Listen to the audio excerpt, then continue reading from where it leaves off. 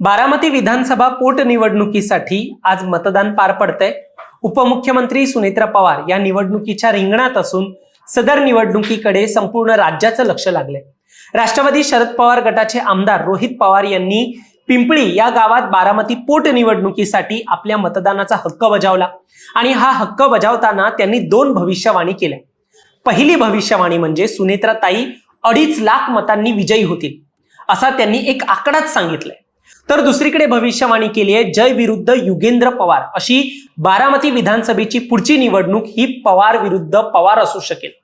या व्हिडिओच्या माध्यमातून आपण याच विषयावरती बोलणार आहोत, ज्यात खरंच जय पवार यांच्या विरुद्ध युगेंद्र पवार लढतील का असा प्रश्न आहे। यावरती जय पवार स्वतः काय म्हणाले ते देखील ऐकूया आणि सुनेत्राताई यांना खरंच 2.5 लाख मतांनी जिंकता येत आहे का हे आपण प्रॅक्टिकली किती शक्य आहे ते देखील जाणून घेऊया। दरम्यान तुम्ही चॅनलवर नवीन आलाय तर लगेच सबस्क्राइब करा प्राईम टाइम महाराष्ट्राला, कारण असे राजकीय घडामोडी आम्ही नेहमी तुमच्यासाठी घेऊन येत असतो। तर मंडळी, रोहित पवार यांनी माध्यमांशी संवाद साधताना बारामतीच्या 2029च्या विधानसभा निवडणुकी संदर्भात एक महत्त्वाचं वक्तव्य केलंय। ते वक्तव्य अगोदर काय आहे ते आपण ऐकूया। नाही, शेवटी कार्यकर्ते आणि पक्षाची जी इच्छा असते आणि पक्ष जो निर्णय घेतो तो तिथं ऐकावं लागतं। त्यामुळे त्यांचा पक्ष वेगळा आहे, त्यांच्या पक्षाने जो कुठला निर्णय त्यावेळेस तिथं घेतला जाईल, म्हणजे काकी जर निवडणुकीला त्यावेळेस उभं राहणार नसतील आणि जे उभं राहणार असेल, शेवटी त्यावेळेस जी लढाई होईल 2029ला ती तशी बघितली तर सर्व पक्षीय ती लढाई त्या ठिकाणी होऊ शकते। हे बघा, आता अजितदादांच्या वेळेस सुद्धा पवार विरुद्ध पवार झालेलंच आहे, लोकसभेला सुद्धा पवार विरुद्ध पवार झालेलंच आहे। त्यामुळे उद्या जाऊन पवार विरुद्ध पवार होण्याची शक्यता ही आपल्याला नाकारता येणार नाही। लोकांची इच्छा आहे, लोकांचं मत आहे, जी शेवट दादांची इच्छा होते की पवार परिवार एकत्रित आला पाहिजे, परिवार म्हणून एकत्रित आला पाहिजे। हे किती खरं असलं तर राजकीय दृष्टिकोनातून निर्णय घेत असताना कधी कधी चांगल्या गोष्टी होण्यासाठी काही कडक निर्णय घ्यावे लागतात, काही गोष्टींचा त्याग द्यावा लागतो। आता जर उद्या जाऊन परिवाराला एकत्रित यावं लागेल, आम्ही तर विरोधात आहोत, पण सत्तेतून काही लोकांना बाहेर येणं म्हणजे एक पक्षाला आमदारांकडे बघून आणि त्यांच्या सर्व कार्यकर्त्यांकडे बघून तो तसा सोपा निर्णय नाही। किती मनामध्ये इच्छा नसेल, पक्ष वेगळे राहतीलच, कारण का आम्ही विरोधात आहोत आणि उद्या जाऊन मग तिथं जय उभा राहिला, इथून युगेंद्र तिथं असू शकतं। त्यामुळे ह्या अनुषंगाने पवार विरुद्ध पवार हे बारामतीमध्ये किती लोकांची इच्छा नसली तरी होऊ शकतं। शेवटी झालं असं आहे की पवार विरुद्ध पवार व्हावं ही लोकांची इच्छा नाही, पण जे पवारांकडे बघत असताना चांगल्या दृष्टिकोनातून बघत नाही, पवार परिवाराचं लेगेसी त्यांनी केलेलं जे काही काम आहे, पवार साहेब दादांनी जे काही वलय उभं केलेलं लोकांना सेवा करून हे संपवावं असं अनेक राज्यकर्त्यांची तिथं इच्छा आहे। त्यामुळे त्यांना नक्कीच वाटेल पवार विरुद्ध पवार झालं पाहिजे, पण लोकांना हे वाटत नाही।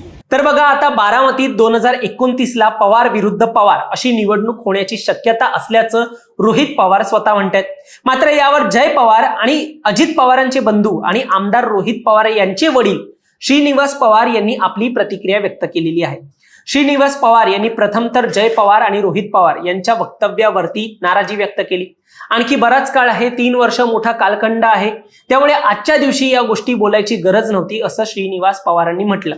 सोबत त्यांनी पवार विरुद्ध पवार अशी लढत भाजपला हवी असल्याचं देखील सुतोवाच केलं। या संपूर्ण प्रकरणानंतर माध्यमांनी देखील जय पवार यांना स्पष्टच प्रश्न विचारला। मागच्या काही दिवसांपासून तुमचे बारामती दौरे झालेत, ज्या पद्धतीने तुम्ही लोकांमध्ये जात आहात त्यानंतर आता जय पवार विधानसभेचे उमेदवार दिसतील अशी एक चर्चा सुरू झाली। याबाबत जय पवार म्हणाले की चर्चा चालू आहे, पण मी सातत्याने बोलतोय, मी पक्षाचा छोटा कार्यकर्ता म्हणूनच काम करणार आहे, त्यामुळे ही फक्त चर्चा आहे। आणि रोहित पवारांचं जे वक्तव्य आहे, युगेंद्र पवार तुतारी चिन्हावर आणि जय पवार घड्याळ चिन्हावर पाहायला मिळतील, या प्रश्नावर तुम्हाला काय वाटतं? तर यावरती देखील जय पवार म्हणाले, नाही, मी माझ्याबद्दल तुम्हाला सांगितलं, त्यांच्या पक्षांचा अधिकार जो आहे तो त्यांच्या पक्षाचा आहे, त्यावरती मी काही बोलणार नाही। अजून तरी अशी काहीच माहिती माझ्याकडे तरी आलेली नाहीये, त्यामुळे ते जर असे बोलत असतील तर त्यांच्या मनात काहीतरी ठरलं असेल म्हणून ते म्हणतायत असं जय पवार यांनी म्हटलं। स्वतःला असं काही वाटतं असं त्यांनी काहीच म्हटलेलं नाही। एकूण काय तर जय पवार यांनी स्वतःहून तरी अशी काही इच्छा दाखवलेली नाहीये आणि पुन्हा रोहित पवार यांचे वडीलच या सगळ्या गोष्टी आत्ता काढायला नको होत्या असं म्हणतात। त्यामुळे माध्यमांनी अजून एक प्रश्न उपस्थित केलाय, ज्याप्रमाणे रोहित पवार यांनी आत्तापासूनच पुढच्या 2029च्या निवडणुकीची बात काढली आहे, त्यानुसार रोहित पवार स्वतःच बारामतीमधून लढण्यास इच्छुक तर नाही ना? पवार विरुद्ध पवार अशा प्रकारच्या सामन्यात स्वतः रोहित पवार तर नसतील ना?